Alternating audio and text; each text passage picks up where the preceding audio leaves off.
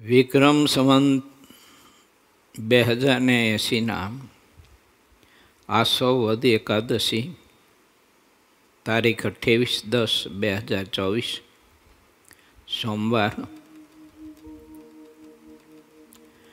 વાલા ભક્તો, આજે રમા એકાદશીનો પવિત્ર દિવસ છે, માટે સૌને ભાવથી આજની એકાદશીના મારા અને સમગ્ર સંત મંડળના જય સ્વામિનારાયણ.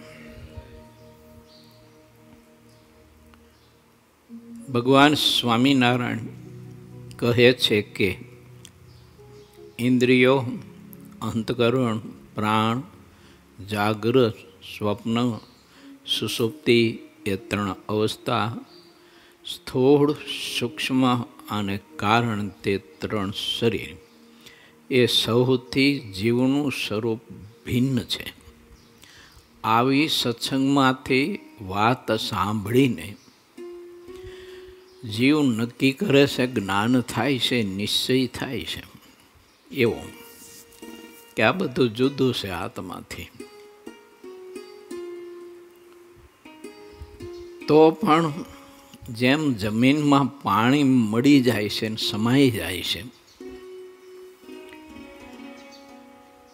તેમ જીવ, ઇન્દ્રિયો, અંધકરણ અને દેહરૂપ થઈ જાય છે, ભેગો ભળી જાય છે. આ મોટી અજ્ઞાનતા છે. જાણે છે છતાંય આમાં ભેગો પાછો ભળી જાય છે. ઇન્દ્રિયો, અંધકરણ, 3 દેહ, 3 અવસ્થા, 3 ગુણ. ખબર નહીં હવે આત્મા એમાંથી અલિપ્ત નથી રહી શકતો. એની સફળતા કેમ નહીં મળતી હોય? જાણે છે છતાંય નિશ્ચય છે પાછો એવો કે આ તો બધું ખોટું તો છે, એમ તો નિશ્ચય છે જ એના. તેમ છતાંય જીવ એમાં ભળીને એક રસ કેમ થઈ જાય છે, માની કેમ લે? તો એનું કારણ છે વાણી, વિચાર અને અમલીકરણ. એની બીચમાં રહેલું જે અંતર છે એને દૂર નથી કરતો. દૂર કરે ને તો તુરત જ એનો સ્વપ્ન બધાય સાકાર થાય. બંને માર્ગના, ભૌતિક માર્ગના હોય યા તો આધ્યાત્મિક માર્ગના હોય. પણ વિચાર, વાણી અને અમલીકરણ વચ્ચેનું જે ગાળો છે અંતરનો, એને જો દૂર કરે તો તુરત સિદ્ધિ પ્રાપ્ત થાય. ભગવાન સ્વામિનારાયણનો મત છે, આ અનુભવી પુરુષોનો મત છે. આ કારણ છે જાણી છે ખોટું છે એવો નિશ્ચય છે, દુઃખરૂપ છે એવો પણ નિશ્ચય છે, એ જાણી છીએ એવો વિચાર છે. આપણને બોલીએ છીએ એવી વાણી છે, પણ વાણી, વિચાર અને અમલીકરણ વચ્ચેનો જે ગાળો છે, સમય, અંતર, એને આત્મા દૂર નથી કરતો. એટલે આત્મા એ રૂપ થઈ અને પોતાને વાસનિક માને છે, પોતાને કામી માને છે, પોતાને લોભી માને છે, પોતાને રસાસ્વાદીઓ માને છે, પોતાને પુરુષ માને છે, પોતાને સ્ત્રી માને છે, પોતાને રાજા માને છે, પોતાને રંક માને છે, પોતાને ભિખારી માને છે અને પોતાને તવંગર માને છે. આમ ભળી જાય છે. જેમ પાણી જમીનમાં સમાઈ જાય ને ભળી જાય ને, એમ મહારાજ કહે છે ભળી જાય છે. એનું કારણ છે આ અંતર. વિચાર અને વાણી બેયના અમલીકરણ વચ્ચેનો જે ગાળો છે એ દૂર નથી કરતો. જો મહારાજે એવું લખ્યું છે કે વિચાર આવે એટલે તત્કાળ અમલમાં લો. લખ્યું ને, શિક્ષાપત્રી મહારાજે લખ્યું કે તમને કોઈ પણ શુભ કર્મ કરવાનો સંકલ્પ થાય એટલે મહારાજ કે વાર ન લગાડતા તત્કાળ અમલમાં લેજો. વ્યવહાર સંબંધી વાત હોય તો વિચારીને કરજો, અને સત્સંગ સંબંધી વાત હોય તો મહારાજ કે તત્કાળ સ્વીકાર કરો, અમલીકરણ કરો તરત જ. કારણ કે ખબર નથી આપણું મન છે ને એ ઘડીકમાં 1 સેકન્ડના અંશમાં ફરી જાય. નક્કી કર્યું હોય આપણે કે આટલું ધ્યાન ભજન કરવું, સંત સમાગમ કરવો, ચાલો અત્યારે જ્ઞાન ગોષ્ઠી ચાલે છે સંસ્કાર ધામમાં સવાર સાંજ, તો આપણે એનો લાભ લઈએ. અત્યારે સમય છે, નવડાશ છે ને રજાઓ છે દિવાળીની, એમ સંકલ્પ થાય, પણ ઓલું મન રહ્યું ને એ તરત એ સંકલ્પને પાછ ફેરવી નાખે અને પોતાની દિશામાં એ લઈ જાય. મન આત્માને પોતાની દિશામાં લઈ જાય, અને મન ઇન્દ્રિયો અંતકરણ પોતાની દિશામાં આત્માને લઈ જાય એટલે આત્માની દિશા બહુ માઠી બેસે છે. આનું કારણ આ છે, વિચાર આવ્યો પણ વિચારને અમલીકરણની વચ્ચેનો જે ગાળો સમય છે એને દૂર ન કર્યો, તરત અમલમાં ન લીધું. મહારાજ કે તરત લો. સંકલ્પ થયો એટલે તુરત જ તે સત્કર્મમાં જોડાઈ જાઓ. પછી એમાં ચોઘડિયા જોવા ન જાઓ ને કોઈને પૂછવાય ન જાઓ. કોઈને પૂછવા જઈશો ને તો તમારો ગાળો વધી જવાનો, અમલીકરણ વચ્ચે ને વિચાર વચ્ચેનો. કોઈને પૂછવા જઈશું ને તો એ ગાળો વધી જ જવાનો. કેમ કે આપણે જેને પૂછીએ છીએ એના વિચારો કેવા છે, એનો મત કેવો છે, એ આપણે જાણતા હોય ન જાણતા હોય, અને આપણે એની સલાહ લઈએ કોઈ સત્કર્મમાં, તો પછી એની રીતે સલાહ આપે કે ભલામણા અત્યારે આવું છે. મહારાજે પુંજાજીભાઈ અને કાકાભાઈને કહ્યું કે તમે ઘેર જઈ અને આ સાતી, બળદ, ગાયો, ભેંસો, ઘોડા બધું જ વેચી દેજો, બધું જ વેચી દેજો જો, અને એનું અનાજ લઈને સંગ્રહ કરશો. આવી મહારાજે આજ્ઞા કરી અને મૂળજી શેઠના ત્યાં રોકાયા ને અહીંયા સત્સંગ કરતાં કરતાં આ વાત સ્વાભાવિક નીકળી. ત્યારે મૂળજી શેઠ કે કાલ સવારે વરસાદ થઈ છે, બળદ હાથી બધું વેચી દઈશો, તમે ખેતી છે નથી કરશો. મન ફરી ગયું, બદલાઈ ગયું ને. અમલીકરણમાં વચમાં અંતર, વિચાર, વાણી, વિચાર અને અમલીકરણના વચ્ચેનો ગાળો સમય આપ્યો એને, ન અપાય. મહારાજ કે વિચાર એને અપાય જ નહીં સમય, તુરત જ સમયને દૂર કરો કહેતા તુરત જ સ્વીકૃતિ આપી દો એને, સ્વીકારી લો, તુરત જોડાઈ જાઓ. પછી એમાં કોઈની સલાહ લેવા ન જાઓ. જો કે મને આવી આજ્ઞા કરી છે આવું સત્કર્મ કરવાનું, તો હું શું કરું? કોઈ ન પૂછો. ભગવાન કે મોટા પુરુષે આપણને આજ્ઞા કરી દેહાત્મા બુદ્ધિથી પર થવા માટેના વિચારો આપણને આપ્યા ને આ બધા દેહાત્મા બુદ્ધિ ટાળવાના જ વિચારો છે. સત્કર્મમાં આપણને જોડે છે ભગવાનને, ભગવાનના સંત એ શા માટે જોડે છે? 3 દેહ, 3 અવસ્થા, જાગ્રત, સ્વપ્ન, સુષુપ્તિ, 3 ગુણ, આ બધાથી આપણને અલિપ્ત કરવા માટે સત્સંગમાં જોડે છે. આપણને સંતો આમંત્રણ આપે, ફોન કરીને કહે કે અહીં શિબિર થાય છે, જ્ઞાન ગોષ્ઠી થાય છે, તો તમે એનો લાભ લેવા માટે વધારજો. તો એ આમંત્રણ શા માટે સંતો આપે છે? એટલા માટે આપે છે કે મને ને તમને દેહના ભાવથી વિરક્ત કરવા છે, એટલા માટે. સત્સંગથી જ વિરક્ત થઈ શકશે આત્મા.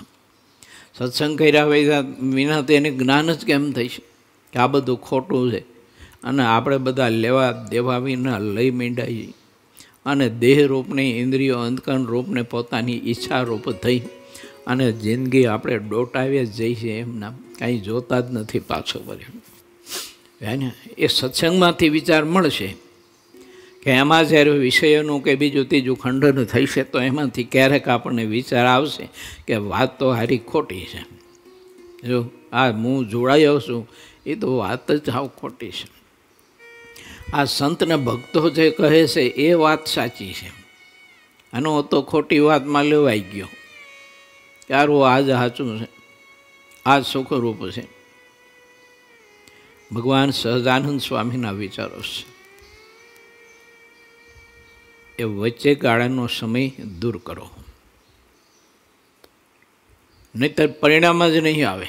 તમારે નિશ્ચય ગમે તેવો હોય છે, કેનો આનો પાછો દેહ ખોટો છે, ઇન્દ્રિયો અંતકરણ લૂચા છે, જાગ્રત સ્વપ્ન સુષુપ્તિ સ્થૂળ સૂક્ષ્મ કારણ આ બધું જ નકામું ખોટું છે. આવો નિશ્ચય છે, પણ જો વચલા ગાળોનો સમય જે છે આ એને જો તમે લંબાયો અને દૂર ન કર્યો તો જીવને ઇન્દ્રિયો અને અંતકરણને ઈચ્છાઓ બધા જ ભેળા થઈ અને આ ખોટામાં એને જોડી દેવાના અને સાચામાં એને જોડાવા નહીં દે, ખોટામાં જ જોડાવી દેશે. પછી શું કહે છે કે તું આ બધું છોડી દઈશ તો પરિવારનું શું થશે? પત્ની, પુત્ર, પરિવાર, ભાઈ, બાપા, દીકરાઓ, ખેતી, વાડી, કારખાના, ઘર, એનું બધું શું થાય છે? આ મહાપુરુષોનો વિચાર આવ્યો ને પછી વિચાર અને અમલીકરણ વચ્ચેનો જે સમય હતો ને એ તુરત દૂર કર્યો મહાપુરુષે. એટલે ગોપીચંદ પહેરા ધોતી નીકળી શક્યા. જો વિચારને સમય આપ્યો હોય તો વચમાં તો ન નીકળી શકે. સમૃદ્ધ ગુરુ રામદાસજીને એવું 3-4 વખત થયું. ઘર પરિવાર છોડી અને નીકળી જવાનો સંકલ્પ થાય, પણ એ વિચાર અને અમલીકરણ વચ્ચે થોડોક ગાળો રાખે ને એટલે પાછું મન બેસાડી દે કે જઈશ, છોકરીનું શું થાય છે, પત્નીનું શું થાય છે, આ ઘરનું શું થાય છે, બધું છોડીને તારા આધારે તો બધા જીવે છે એમ મન ઇન્દ્રિયો અંતકરણ તરત જીવને સમજાવી દે તારા આધારે જીવે છે. હવે જીવડાવનારનો પોષણ કરનારનો આધાર તો કોઈક બીજો હશે. જો આપણે આપણા જીવનનો આધાર નથી, આપણા પોષણનો આધાર નથી, આપણા શ્વાસનો આપણે આધાર નથી. એ શ્વાસનો આધાર જુદો હશે, પણ ઇન્દ્રિયો અંતકરણ તરત જ તમે સમય આપો એટલે સમજાવી જ દે. અને સમૃદ્ધ ગુરુ રામદાસજી પાછો વિચાર મૂકી દે ત્યાગ કરવાનો. ગરુડના બચ્ચાને ઉપરથી નીચે આવતા, ગરુડનો ઈંડો નીચે પડતા, એનો રસ ચૂંગતા અને પછી જે વિચાર આવ્યો ને એ વિચારમાં એને પછી સમયને દૂર કરી દીધો તો ઘર છૂટી ગયું અને મહાસમર્થ પુરુષ થઈ ગયા. અને એ પુરુષે ભારત દેશની અમુક સમસ્યા એ વખતની જે અતિ કપરીને વિકટ હતી ને એમાં માનવ સમાજ બિચારો દળાતો હતો, ત્યારે એને શિવાજી જેવો એક શિષ્ય આપ્યો ભારત દેશને. એને કે બેટા તારે આ કામ કરવાનું છે, એવું તારો જન્મ એટલા માટે છે.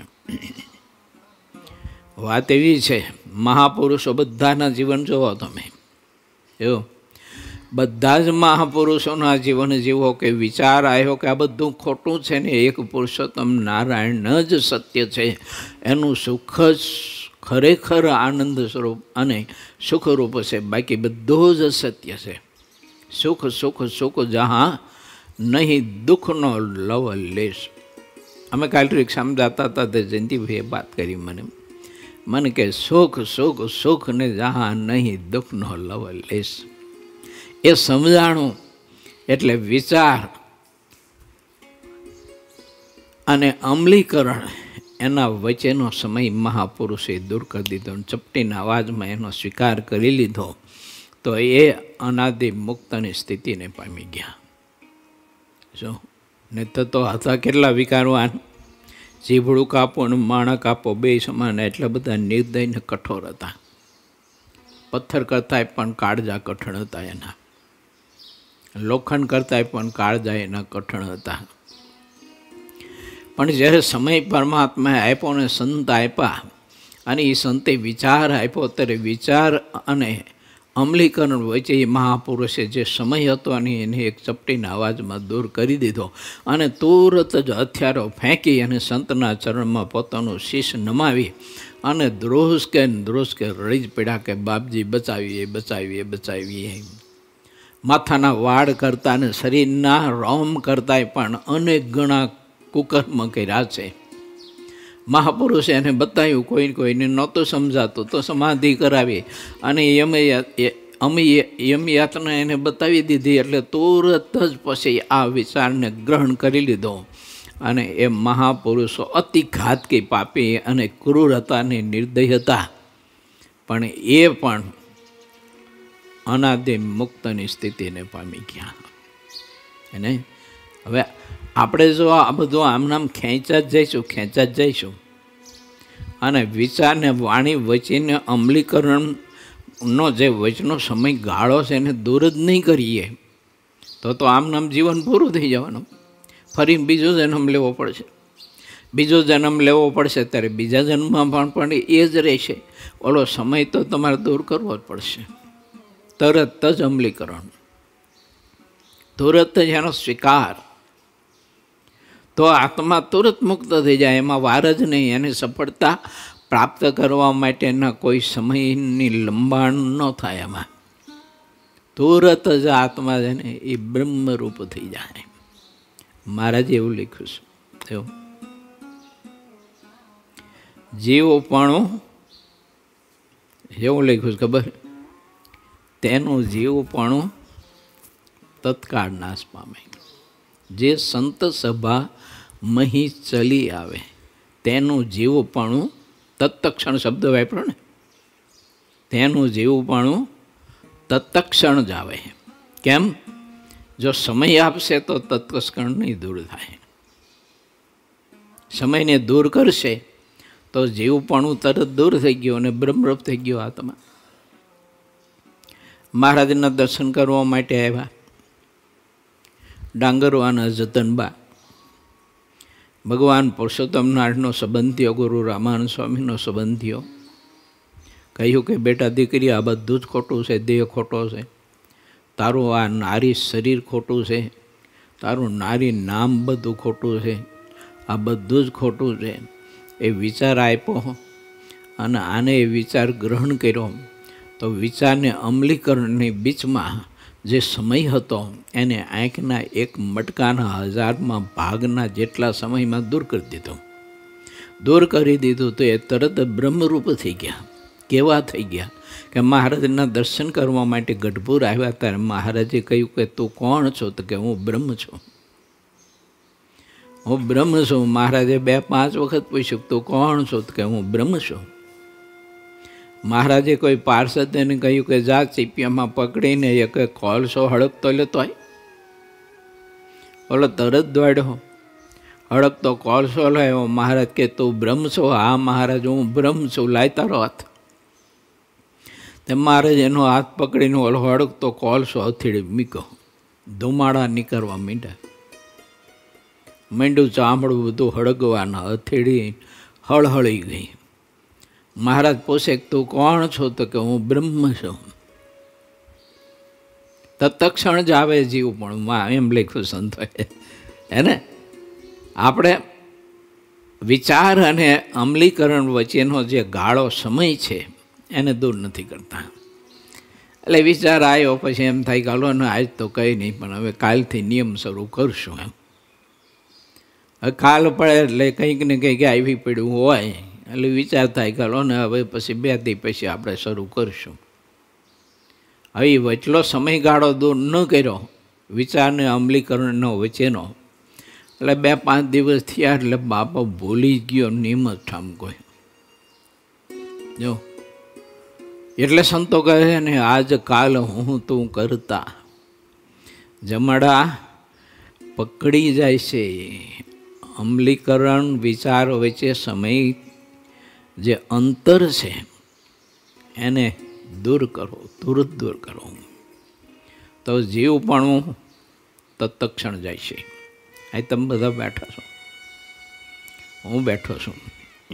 જે કથા સાંભળતા હોય તે બધા દેશ વિદેશમાં બધા ભક્તો, આપણે સૌ આપણા અંતર ઉપર હાથ મૂકીને આપણે પૂછીએ આપણા અંદર મહિલાને કે સત્સંગ તારો વધી રહ્યો છે ઘટી રહ્યો છે? સત્સંગમાં અંગ તારો વધી રહ્યું છે ઘટી રહ્યું છે? જો સત્સંગમાં ઘટી રહ્યું હોય છે, ભગવાનને ભગવાનના સંત હરિભક્તના અવગુણ દોષ પઠાતા છે. સત્સંગમાં સુખ નહીં મનાતું હોય, દેહને દેહીઓમાં સુખ મનાતું હોય છે, સંપત્તિમાં સુખ મનાતું હોય છે, તો વિચારજો કે કેટલા જન્મે અંત આવશે ને એની કોઈ કલ્પના નહીં કરી શકાય. કેમ મહારાજે આ સત્સંગ મને ને તમને એમાં ડૂબકી મારી અને શુદ્ધ થવા માટે અને અંદરની પ્લેટ એકદમ સ્વચ્છ અને ચોખ્ખી કરવા માટેનો આ વખતે અવસર આપ્યો છે. એને દયાએ કરીને આ અવસર આપ્યો છે. અને એ ભગવાને આવા સંતો, આવા હરિભક્તો, આવો ભગવાન ભજવાનો સમય, આવું સ્થાન ઠાકોરજી આપણને આપ્યું છે. તો પછી એ વિચાર કરીએ તો એ વિચારને અમલીકરણ વચ્ચેનો જે સમયગાળો છે, અંતર છે, એને દૂર કરીએ, સ્વીકારી લઈએ કે આ સંતોનો સમાગમ જોગને એની વિશેષ આત્મીયતા કરવી જોઈએ. અને એ આત્મીયતા કરવામાં બિલકુલ વાર ન લગાડો, સમય જ ન લગાડો. જો તુરત જ એનામાં એવી આત્મીયતા કરી દો કે વર્ષોથી ને કાળના કાળથી જાણે આપણને એની સાથે હેતને પ્રીતિ હોય ત્યારે એનું વચન કોઈ પણ નાનું મોટું હોય, આપણું હિતકારી હોય તો ભલે, અને આપણી દૃષ્ટિએ અહિતકારી મનાતું હોય તો પણ ભલે, પણ તરત એનું અમલીકરણ સ્વીકાર કરો, એની સ્વીકૃતિ આપો, તો બ્રહ્મરૂપ તુરત થઈ જાય છે. આ બાકી તો આવી રીતે આમનામ બધું ડોટાઈ જઈશું, વર્ષો સુધી છેલ્લા શ્વાસ સુધી કથાઓ કરનારા કરી જાય છે ને આપણે સાંભળે જઈશું. પણ વિચારને વાણી વચનના અમલીકરણનો જે સમય છે એને તો આપણે દૂર નથી કરતા. તો ઠાકોરજી એમ કહે છે કે જન્મ લેવા પડશે તમારે. જો એ અંતર દૂર કરો તો સતી દેહ તમે આવી રીતે બ્રહ્મ સ્થિતિને પામી જઈશો. આવો અદ્ભુત વિચાર મહારાજ આપે છે. 56મું વચનામૃત તો આપણું ચાલી રહ્યું છે. બાકીનું જે હતું એ આપણે એમાં પ્રવેશ ગઈકાલ કર્યો હતો અને 3 ચોપાઈ સુધીની આપણે કથા લીધી હતી. એ 3 ચોપાઈમાં સિદ્ધાનંદ સ્વામીએ આ વિચાર આપણને જે આપ્યો છે તે વિચાર દોહન મંથન કરી અને તમારી પાસે મેં મૂક્યો છે કે વિચાર અને વાણી અમલીકરણ વચ્ચેનો જે સમયગાળો છે, અંતર છે, એને મારા બાપ દૂર કરો. ચાલો હવે આગળ પ્રવેશ કરીએ. એ દૂર કરીએ તો શું થાય સાંભળો.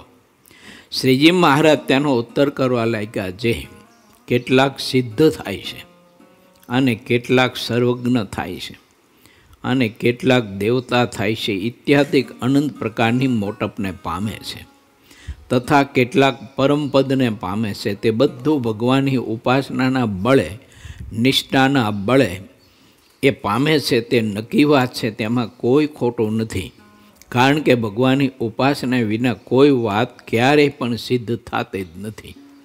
તરત અમલીકરણ.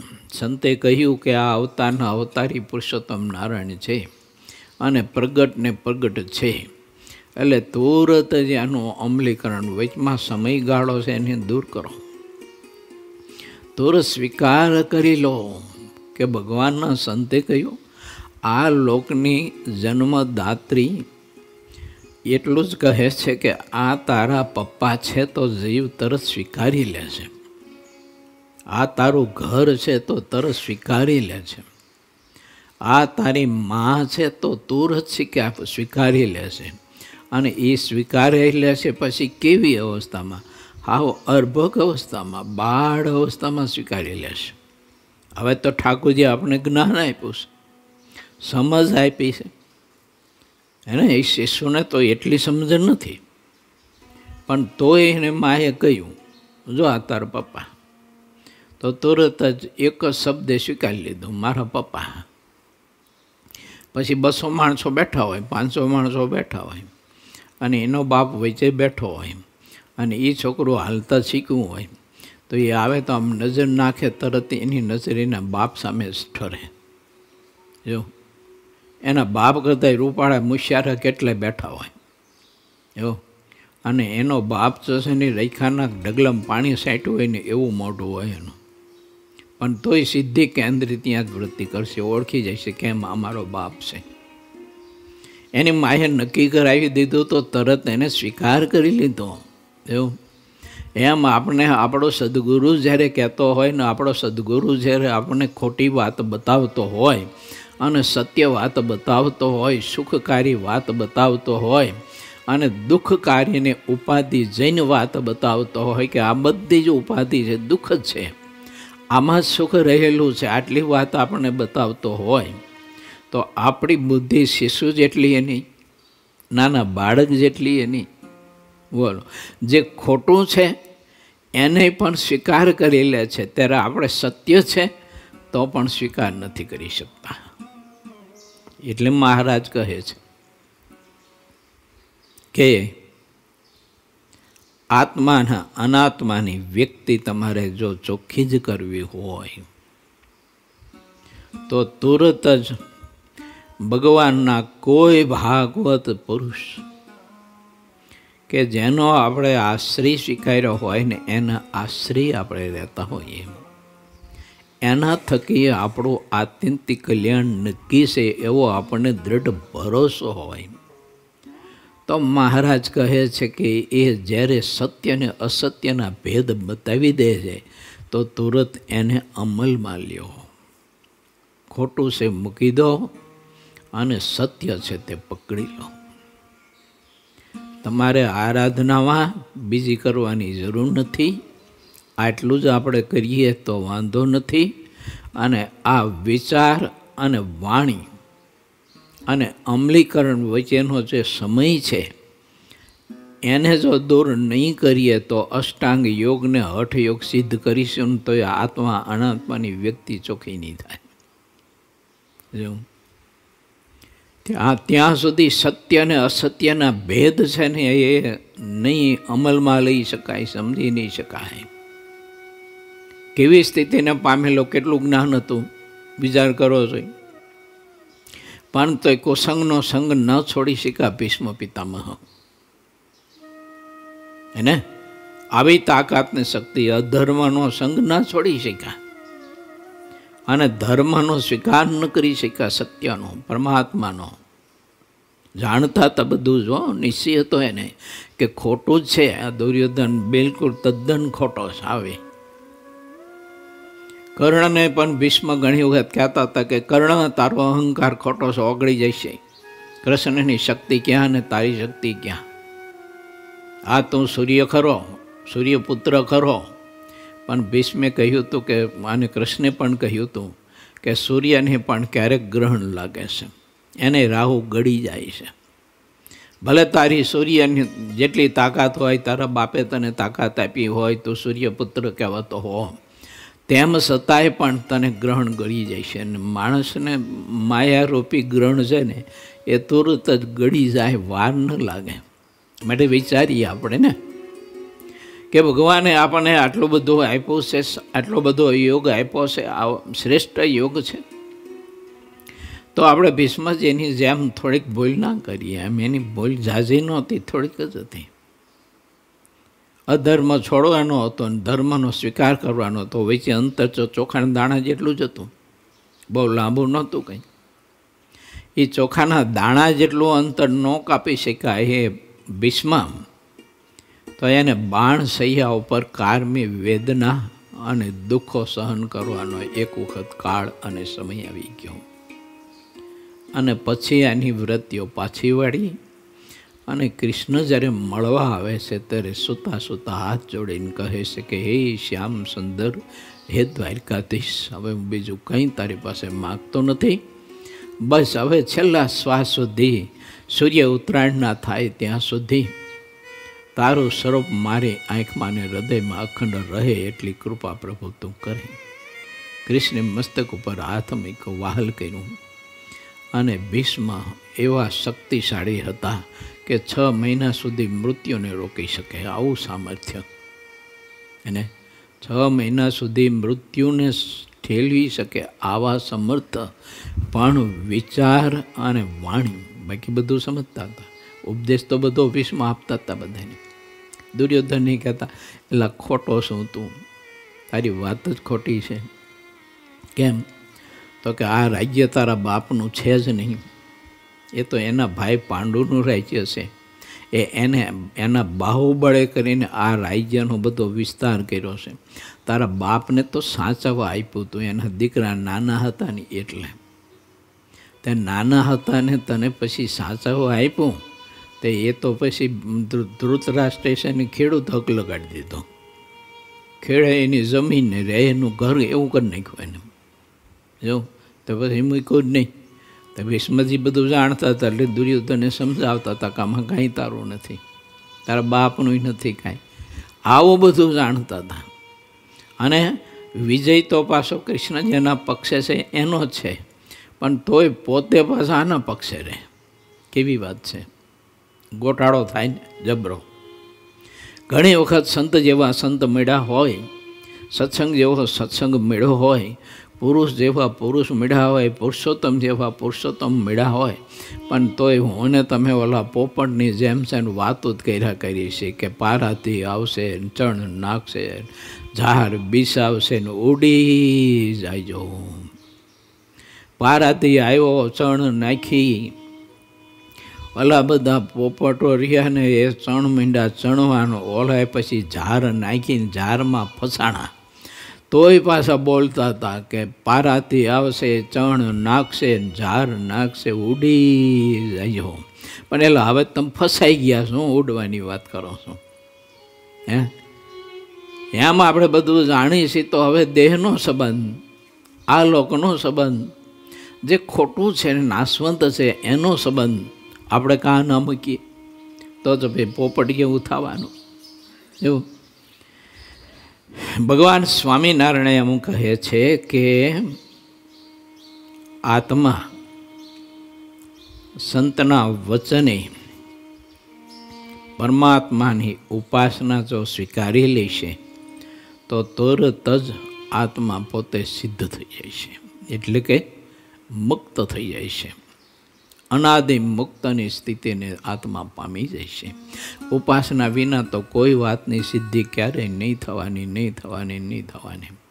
ચાહે એટલા આપણે પ્રયત્ન કરીએ પણ શુદ્ધ ઉપાસના વિના તો જીવ સમુદ્ર તરી જ નહીં શકવાનો. અને તરવો જ જો હશે તો મહારાજ કે ઉપાસના રૂપી વાહનની એને જરૂર પડશે. આપણે આ બધી જ ઉપાધિથી દૂર થવું હોય તો પછી ભગવાનની ઉપાસના, એ ભગવાનના ભક્તને સંત વચને દૃઢ કરવી, પક્વ કરવી, તરત સ્વીકાર કરવો. એમાં દલીલ નહીં, એમાં કોઈ શંકા નહીં, એમાં કોઈ આશંકાઓ નહીં કે આમ કેમ કશું જ નહીં. એ તો ભગવાન છે. હવે ઠાકોરજી છે, કરતોમાં કરતો અન્યથા કરતું છે. ક્યારેક મોજમાં આવે તો હાવ નિર્બળતા લઈને બેઠો હોય. બોલો, હાવ નિર્બળતા લઈને શું ડાંગર વાગ્યા, સભા વચ્ચે ઢોલિયા ઉપર બેઠા હતા. તે અચાનક ખબર નહીં શું મહારાજને હોજ્યું, ચાલો ખંભે ખેસ હતો. તે ખેસ ખોલો કરીને માથે ઓઢીને ચારી બાજુ કસકસાવીને દબાવી અને બેહી ગયા ને સીધા રોવા જ મીંડા, ધ્રુસકે એવા રોવે. તે બધા સંતો ઓલો ખેસ ખેંચે તો ખેસ ન મૂકે પાછા, અને છાના ન રહે. રડતા જાય ને પાછા મહારાજ એમને એમ કહેતા છે, અરે રે અમારું અહીં કોઈ નહીં, અમારું શું થાય છે. મુક્તાનંદ સ્વામીને પાછા કહેતા છે કે તમારું તો કલ્યાણ થાય છે કે તમે તો રામાનંદ સ્વામીની આજ્ઞા પ્રમાણે રહ્યો છો, અને અમે તો આ બધી સમૃદ્ધિની પૂજા અને પાઠ એમાં બંધાઈ ગયા. મહારાજ કે અરે રે મારું કલ્યાણ નહીં થાય, મારું કલ્યાણ બગડશે કે. બોલો, તારે એ તો તત્વ એવું છે. હવે ક્યારેક નિર્બળતા એવી બધી બતાવે ને સ્વીકારે ત્યારે ભલભલાના આંડા બધા ફૂટી જાય. માટે ઉપાસના દૃઢ કરી રાખવી. ઠાકોરજી ગમે તેવું ટીખળ કરે તો એનામાં આપણને મનુષ્ય ભાવ તો જિંદગીમાં સ્વપ્નમાં ન આવે, એનો ક્ષોભે ન ઉપજે. એવી ઉપાસના દૃઢ કરવી મહારાજની. જો કારણ કે આ તો અંતર્યામીન પ્રભુ છે. ખબર નહીં હવે એને ક્યારેક આપણી કંઈક ઉપાસનાની કે નિષ્ઠાની કસોટી કરવી હોય તો ઠાકોરજી કંઈક કંઈક આવા બધા ટીખળ કરે. માટે ભગવાનના ભક્તે સિદ્ધાનંદ સ્વામી એમ કહે છે કે બરાબર પરમાત્માના સ્વરૂપની ઉપાસના તમે બધા સિદ્ધ કરી રાખશો, દૃઢ કરી રાખશો. માટે આત્માથી શાસ્ત્રમાં એવું લખ્યું તો એ શાસ્ત્ર થકી આત્મા અને અનાત્મા કહેતા દેહની વિગતિ સમજીને અથવા કોઈ મોટા સંતના મુખથી વાત સાંભળીને કોઈ પોતાના મનમાં માને કે હું બહુ હોશિયાર છું, માટે આત્મા અનાત્માની વ્યક્તિ કરી લઈશું. પણ આ રીતે આત્મા અનાત્માની વ્યક્તિ ક્યારેય થતી નથી, કાં શાસ્ત્ર થકી અને કાં ભગવાનના સંત થકી થાય છે. અને શાસ્ત્ર કરતાંય પણ સંત અધિક છે. એટલા માટે અધિક છે કે એ પણ શાસ્ત્રના રચિતા એ જ છે, શાસ્ત્ર એને જ રચ્યું છે. એટલે શાસ્ત્ર કહો યા તો સંત કહો. અને એ પ્રગટ જ્યારે હોય અને એ જ્યારે પોતાની ઈચ્છા વ્યક્ત કરે આપણી પાસે, તો સાણા પુરુષે તરત સમજી જવું જોઈએ કે આ ઈચ્છા આ સંતે મારી પાસે વ્યક્ત કરી છે એ આત્મા અને અનાત્માની વ્યક્તિ ચોખ્ખી કરવા માટે કરી છે. વાત નાની હોય, હા, વાત નાની હોય. તમે આંગળીમાં વીંટી પહેરી છે, એ ત્રાંબાની છે, ખોટી. વાત બહુ નાની છે, પણ સંત એમ કહે કે જયંતિભાઈ એ વીંટી મને આપશો. તો જયંતિભાઈને વિચાર ઉપજો, એ વિચારને અમલીકરણ વચ્ચેનો સમય દૂર કરવો પડે.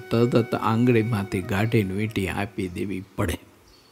એ વીંટી શા માટે માગે છે મને તમને ખબર નથી, પણ એને એવી નાની એવી ચીજ માગી અને આત્મા અનાત્માની વ્યક્તિ એને ચોખ્ખી કરવી છે. એને પદાર્થનો મોહ છોડાવવો છે, ટળાવવો છે. મોહ છોડાવશે તો જ છૂટશે, બાકી નહીં છૂટે. પદાર્થનો મોહ ન છૂટે ચીજ વસ્તુનો, તો દેહનો તો કેમ છૂટશે? અને દેહનો નહીં છૂટે તો આવો અવસર આવ્યો છે, એ અવસર મારો ને તમારો બધો મારા બાપ એળે જાય છે.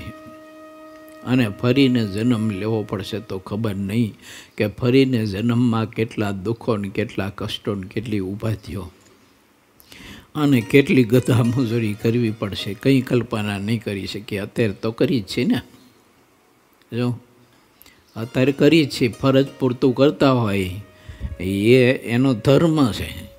અને ફરજ વિનાનું અધિક પોતાના પોષણ અને પરિવારના પોષણ સિવાયનું અધિક કરીએ છીએ, બધી જ ગધા મજૂરી છે. પોષણ પૂરતું કરો તે ધર્મ છે, એ ગધા મજૂરી નથી. ઓલી ગધા મજૂરી છે, કારણ કે એ વધારાનું કરો એમાં વળતર શું? બોલો, વળતર શું? અને જેમાં જે તમે ક્રિયા કરો, જે પુરુષાર્થ કરો અને એમાં વળતર ન મળે એને ગધા મજૂરી કહેવાય.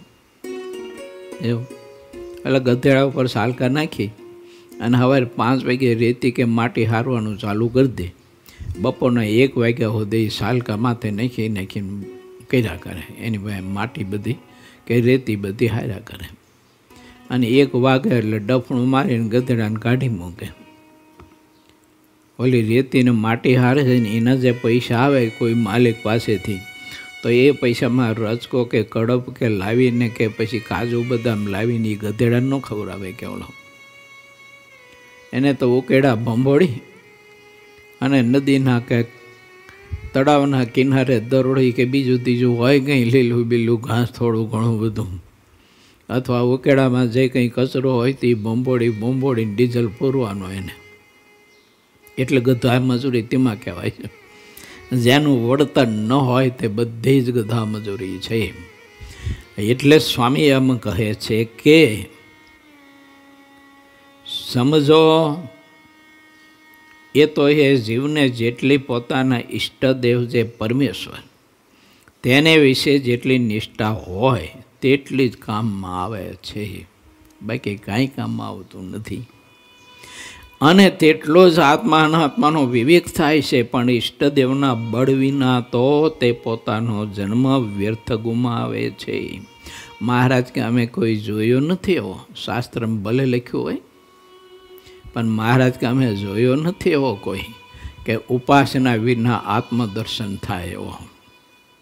લખ્યું ને વજરાવતમાં, ઉપાસના વિના આત્મદર્શનની સિદ્ધિ મળે એવો મહારાજ કે અમે કોઈ જોયો નથી, કે શાસ્ત્રમાં ભલે લખ્યું હોય. ઉપાસના વિના આત્મા અનાત્માની વ્યક્તિ ચોખ્ખી નહીં થવાની, આત્મદર્શન નહીં થવાનું. માટે ઉપાસના ભગવાનની છે ને દૃઢ કરીને રાખવી. ઈષ્ટદેવના બળ વિના કોઈ સાધન સિદ્ધ થતા જ નથી. અને ઈષ્ટદેવના બળે કરીને તો સર્વે સાધન તત્કાળ સિદ્ધ થાય છે. જેને ગોપીઓના જેવી પ્રેમ લક્ષણા ભક્તિ હોય તેને તો લેશ માત્ર કરવાનું કાંઈ બાકી રહ્યું નથી. સર્વ સાધન સંપૂર્ણ થયા છે. પણ જેને તેવો પ્રેમ ન હોય તેને તો ભગવાનનો મહિમા સમજવો જ જોઈએ. તે મહિમા જેવો છે તેવો અમે કહીએ છીએ. પોતાના ઈષ્ટદેવ જે ભગવાન છે તે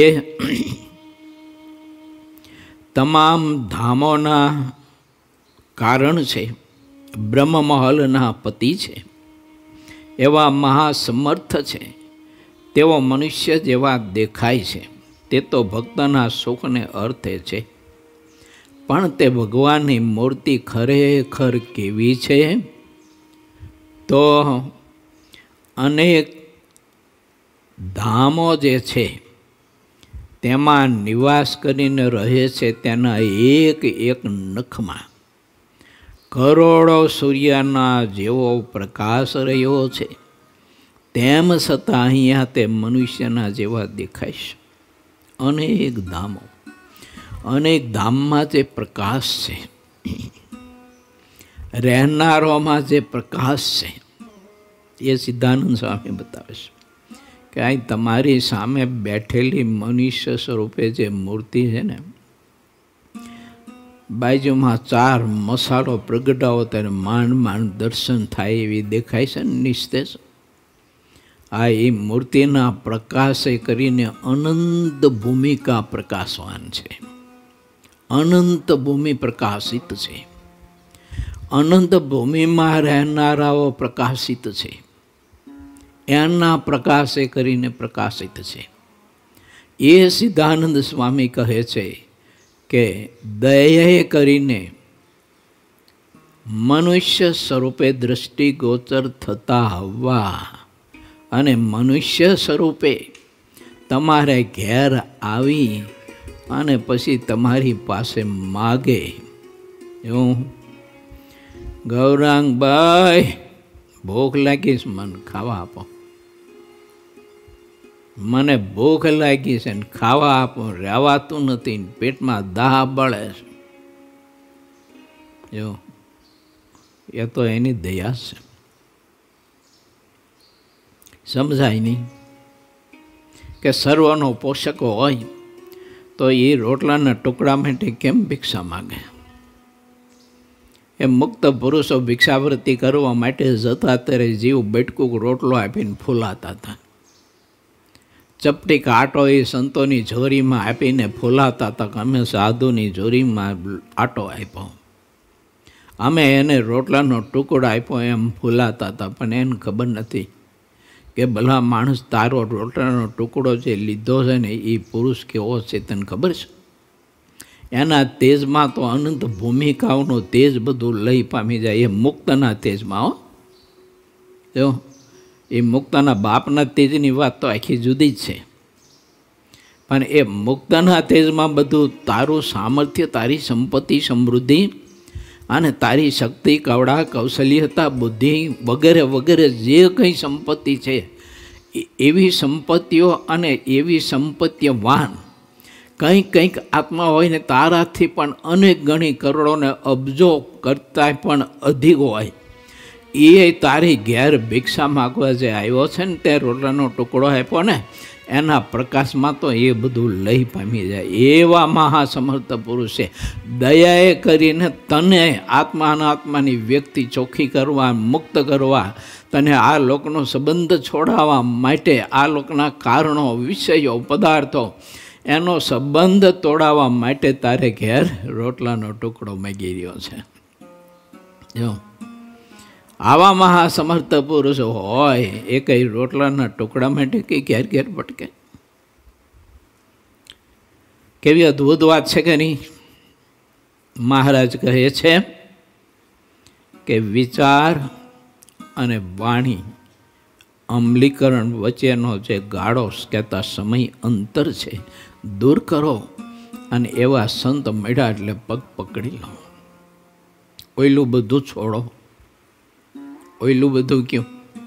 આગળનું, જન્મ જન્માંતરનું, દિવસોનું, મહિનાનું, વર્ષોનું, પહેલાં જે પકડાનું તે પકડાનું, મા પકડાણી, બાપ પકડાનો, વિષયો પકડાના, ઘર પકડાનું, કોઈ કુસંગ પકડાનો, આ તે પકડાનું, કોઈ અધૂરિયા પકડાના. આવું બધું પકડાયું મૂકો, સમયના વચમાં આપો અમલીકરણને ને વિચારને. સમયને દૂર કરો, એના પગ પકડી લો. તુરત તમે ઈયળ અને ભમરીની ન્યાયે તુરત જ રૂપાંતર થઈ જાય. જીવ મટીને એ મુક્ત થઈ જાય. આ જે યોગાઓ છે આપણી પાસે, ક્યારે આ જે યોગ છે આપણી પાસે એવો ઠાકોરજી આ જે યોગ આપણને આવો આપ્યો છે. માટે હિંમત જોઈ મારીને તમારી સાતી જોઈએ કેવી 56ની તો સ્વીકારી શકાય ને. છાતી ન હોય તો બધું બીક ભય લાગે. યાર શું થાય છે, ઘરનું શું થાય છે, બૈરા સવકારનું શું થાય છે, ઓલું શું થાય છે, ટુકડું શું થાય છે, કેમ થાય છે, જગત કેમ વિચારશે, સંબંધીઓ કેમ વિચારશે, મારા માટે શું બોલશે વગેરે વગેરે. આવું બધું બખડ જંતર અંદર ઊભું થાય. બહુ મજાની અદ્ભુત વાત મહારાજ કરી ગયા છે આ મનુષ્ય લોકને વિશે. જે ભગવાનની મૂર્તિ રહી છે તે ભલે મનુષ્ય જેવી દેખવામાં આવે છે અને મનુષ્ય તેમની સેવા કરે છે, અને જ્યારે તેમની આગળ દીવો કરે ત્યારે તો તેના પ્રકાશવાળે કરીને તે દેખાય છે, પરંતુ તે ભગવાન તો સૂર્ય ચંદ્રાદિકના પણ પ્રકાશના દેનારા છે અને અનંત અનંત ભૂમિકા અને અનંત ભૂમિકાના મુક્તોને અધિષ્ઠાતાઓ હોય ને એને પણ પ્રકાશના દેનારા છે. અને જ્યારે એ બ્રહ્માંડોનો પ્રલય થઈ જાય છે ત્યારે આ પ્રગટ ભગવાન છે તે જ એક જ રહે છે. તે સિવાય બીજું કાંઈ દેખ્યામાં આવતું નથી. પછી સૃષ્ટિ રચવાના સમયે પ્રકૃતિ પુરુષ દ્વારા એ અનંત કોટી બ્રહ્માંડોને આ ભગવાન પોતે સહેજે સહેજે ઉપજાવે છે. આવી રીતે આ ભગવાનનો મહિમા વારંવાર વિચારો અને તે વાત ઘણી બધી શ્રેષ્ઠ છે. મહારાજ કે એને ઘૂંટા કરજો. મને આવો ભગવાન મળ્યો છે, મને આવો ભગવાન મળ્યો છે અને મને આવા ભગવાનના શુદ્ધ ઉપાસક મુક્ત મળ્યા છે. એ વાતને ખૂબ ગૂંટો. ઉપાસનાનું બળ દઢ રાખે તે જ સમજવું છે. આવી ભગવાનના મહિમાની વાત જ આત્મા અનાત્માના વિવેકનું કારણ છે. અર્થાત જેની વિવેક બુદ્ધિમાં આવી ભગવાનના મહિમાની વાત દ્રઢપણે ગ્રહણ કરવામાં આવે તેને આત્મા અનાત્માનો વિવેક થાય છે. જેટલી એ ભક્તને ભગવાનના મહાત્મય સહિત ભગવાનને વિશે દૃઢ નિષ્ઠા થાય છે તો તે નિષ્ઠા જેટલી હોય તેટલો તે ભક્ત હૃદયમાં દૃઢ વૈરાગ્યને પામે છે.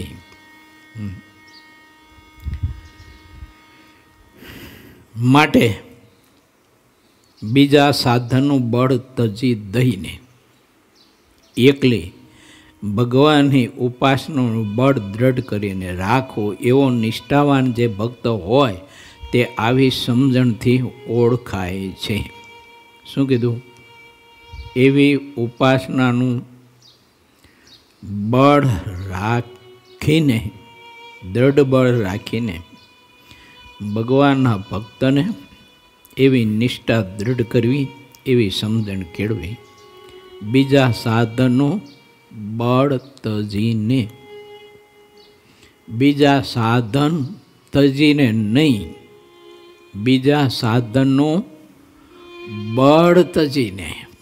જો સાધન તો એના એ જ રહ્યું અને રહેવું જ જોઈએ, પણ ભગવાનને ભગવાનના સંતના વચને સાધન કરીને એટલે સંતના બળે સાધન થઈ ગયું. સાધન એ ના એ જો આપણે સત્સંગ કરી, માળા કરી, ધ્યાન કરી, ભજન કરીએ, આપણે સંકલ્પ થયો હોય એટલે આપણે જોડાઈ ગયા તો એ આપણા બળે છે. તો મહારાજ કે એ બળ છોડી દઉં, ભગવાનને ભગવાનના સંતના બળે કરો, એના વચને, અને એના વચને એને એટલું ને એટલું આપણે સાધન કરીએ, એટલું ને એટલું સાધન કરીએ એટલે એ પોતાનું બળ છૂટી ગયું, ભગવાનને ભગવાનના સંતના બળે સાધન થઈ ગયું. સાધન જ છોડવાની વાતો, સાધનનું બળ તજવાની વાત છે. બળ તજવાની વાતનો મિનિંગ એમ છે કે તમારી ઈચ્છા પ્રમાણે મત કરો, ભગવાનને ભગવાનના સંતની મરજીમાં રહીને કરો સાધન. નહીતર જોખમ છે. એમ મહારાજે બતાવ્યું. સત્સંગી જીવનમાં ઘણી કથાઓ કરી છે મહારાજે. પોતાના બળે સાધન કરવા ગયા, માથે રાફડા થઈ ગયા ઉધઈના, તોય મારા બાપ સામે બે સારા રૂપવંતા પદાર્થો જ્યારે નજરે ચડ્યા ને ત્યારે રાજા પાસે માગણી કરી કે એ બેના કાંડા મારા હાથમાં આપ રાજા. જો ભગવાનને ભગવાનના સંતના વચને હોય ને તો આ ન થાય, તો આ ન થાય. એમ આપણામાં એમ જ છે, એમ જ રહેવાનું. પોતાના બળે સાધન કરીશું તો ક્યારેય વિષયો આપણને આકર્ષી જાય છે ને ક્યારેય વિષયો ખેંચી જાય છે. કલ્પના નહીં કરી શકીએ. ત્યાગીગ્રસ્ત ગમે તે, નાનો મોટો, જ્ઞાની અજ્ઞાની, એટલે આપણી પાસે જ્ઞાન ગમે તેટલું હોય તો શું કરવાનું? ગમે તેટલું જ્ઞાન હોય તો શું કરવાનું? કેમ કે જ્ઞાન છે ને ગુરુમુખી નથી થયું. ગુરુમુખી નથી થયું એટલે એ જ્ઞાન ગમે ત્યાં ઢળીને લઈ જવાનું આપણને. જો એમ મહારાજનો સિદ્ધાંત છે. માટે મહારાજ કહે છે બીજા સાધનનું બળ તજી દઈને એકલી ભગવાનની ઉપાસનાનું બળ દ્રઢ રાખીને કરીને રાખવું એવો નિષ્ઠાવાન જે ભક્ત હોય તે આવી સમજણથી ઓળખાઈ શકાય છે. ગમે તેવો પાપી હોય તો પણ તેને જો અંત સમયે સ્વામિનારાયણ આવા નામનું ઉચ્ચારણ થાય તો તે સર્વે પાપથી તુરત છૂટી જાય અને બ્રહ્મમહલ અને વિશે તત્કાળ નિવાસ કરે.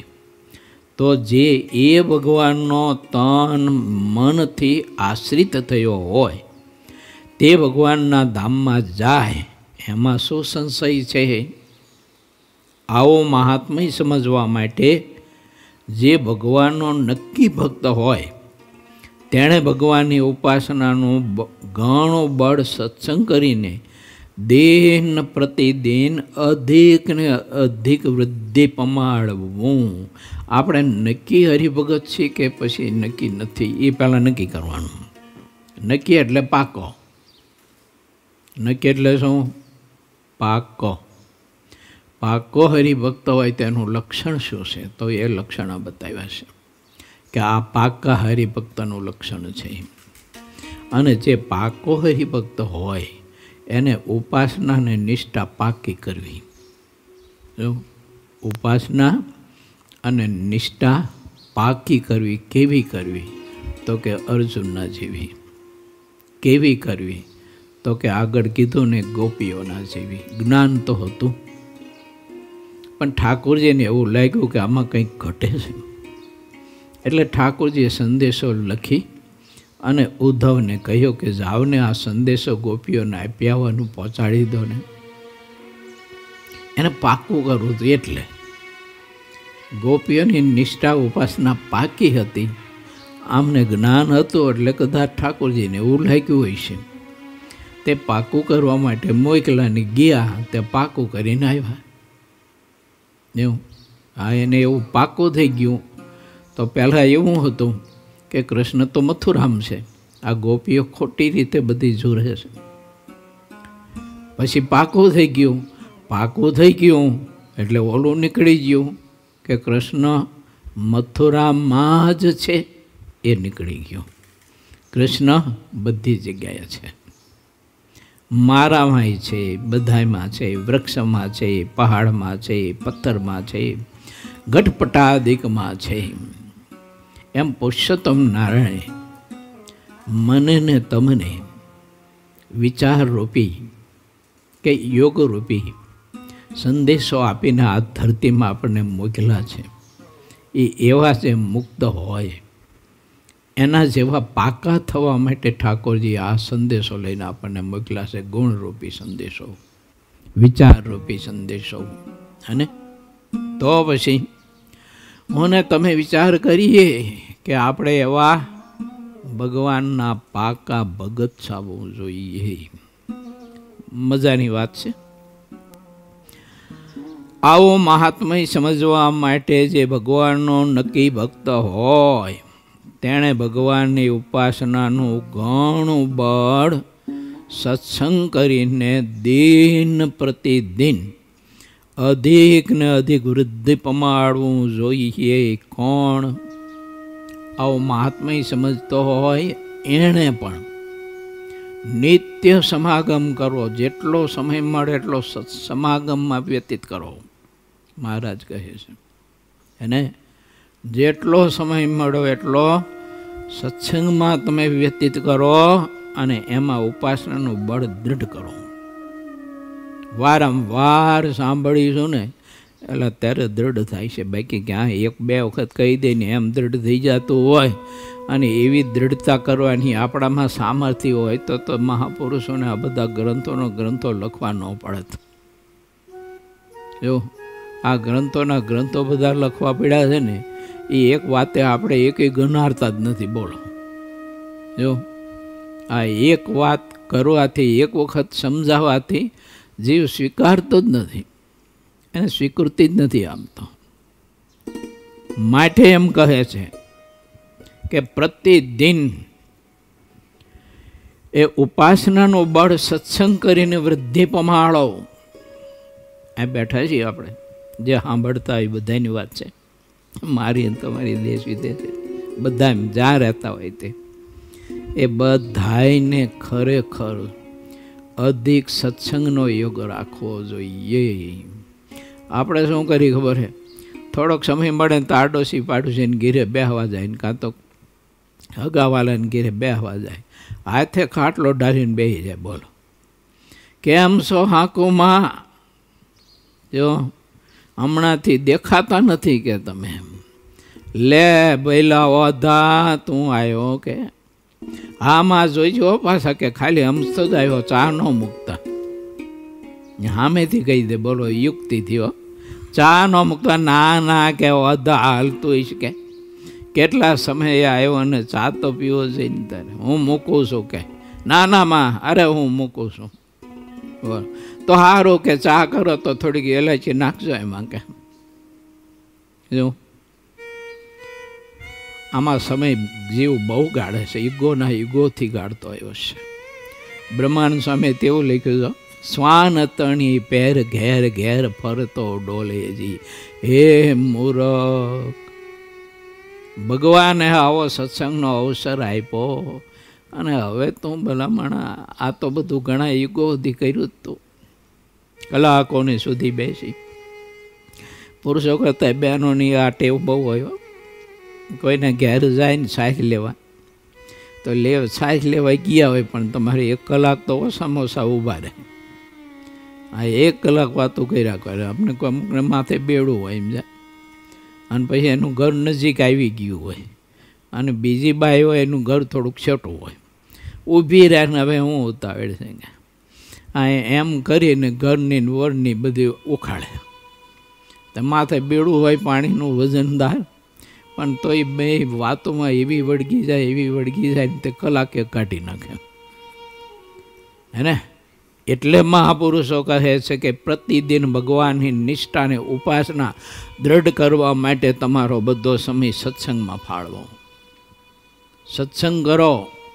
સાચું એ છે બાકી આ લોકોનું ગમે તેટલું કરીશું ને, હવે એ સારું આવી બધી વાતો થાય પણ છૂટતું નથી ને, એટલે વારંવાર કરવો પડે.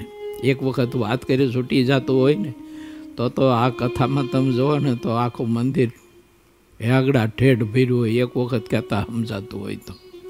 જો અહીં ક્યાં દૂર હતું, હવે ધાંગધા ઢેફાવાર છે કે નહીં? મહાપુરુષો કેટલા ઓલા ગુણાતીતાન સ્વામી અને લાલજી મૂળજી બે છે ને પોતપોતાના ગામેથી ચાલીને આવીને રસ્તામાં ભેળા થઈને સત્સંગ કરતા હતા આખી રાત્રિ.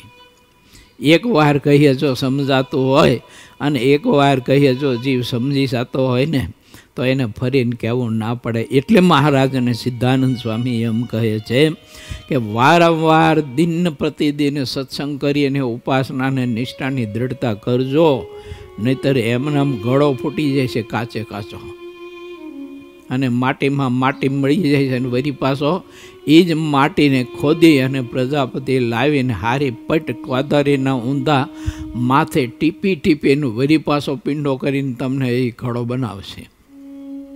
વળી પાછો એ ઘડાને એમ નામ જ પાછો એવું આ શરીર રૂપી જે પિંડ છે ને ગળો, આ એ વારંવાર આવા બધા અવતારો પામશે. એટલે ભગવાન શ્રી હરિ અને સિદ્ધાનંદ સ્વામી કહે છે તે માટે શ્રદ્ધાપૂર્વક તત્પર થઈને જેમ અમે કહ્યું તેમ કરવું, એમ લખ્યું પાછું છેલ્લે. જેમ અમે કહ્યું તેમ કરવું. અને પ્રથમના 18માં તો મહારાજે એમ કહ્યું, એ મારા ભાઈઓ ભલા થઈને અમે કહ્યું તેમ કરજો. ભલા થઈને અમે કહ્યું તેમ કરજો. મહારાજ કે આ વાત તો જે વિવેકી હશે ને ભગવાનનો ભગત હશે ને એને સમજાય છે, પશુને પાડે વર્તતો હશે ને આ વાત મહારાજ કે નહીં સમજાય, અમલમાં નહીં લઈ શકે. એટલે આપણે વિચારવાનું એમ જેટલું લઈ શકીએ એટલું આપણે ભક્તપણું છે, અને જેટલી વાત અમલમાં ન લઈ શકીએ એટલું આપણામાં પશુનો ભાગ છે. એમ ભગવાને નહોતો અવતાર ધારણ કર્યો, અડધો સિંહ અડધો માણા, એમાં આપણે અડધા પશુ ને અડધા માણા ને અડધા ભગત. જેટલો સ્વીકાર કરીએ એટલા ભગત. સ્વીકાર કરવાનો વિચાર કરીએ કે આજ કરશું, કાલ કરશું, પમદી કરશું, એટલા માણા કહેવાય, અને કરે જ નહીં તો એ પશુ કહેવાય. એમ 3 ભાગ છે આપણામાં. જો હા, આપણા પશુ ભાગ છે, માનવ ભાગ છે અને ભક્ત ભાગ છે. આ 3 છે ને ત્રિકોણાતીત, આ જે ગુણ કે વિચાર જે કહીએ ને એનાથી આ બધું રચના થઈ છે. માટે આપણે વિચારીએ. ભગવાન શ્રી હરિ બહુ અદ્ભુત વાત કરે છે. મહારાજ કે જેમ અમે કહ્યું તેમ શ્રદ્ધાપૂર્વક કરજો. ઇતિ શ્રી સહજાનંદ સ્વામી શિષ્ય સિદ્ધાનંદ મુનિ વિરચિત શ્રી હરિચરિત્રામૃત સાગરના 21 પૂરમાં ગરડા પ્રથમ પ્રકરણનું 56મું બાકી વચનામૃત કહ્યું. એ નામે 55મો તરંગ સમાપ્ત થયો.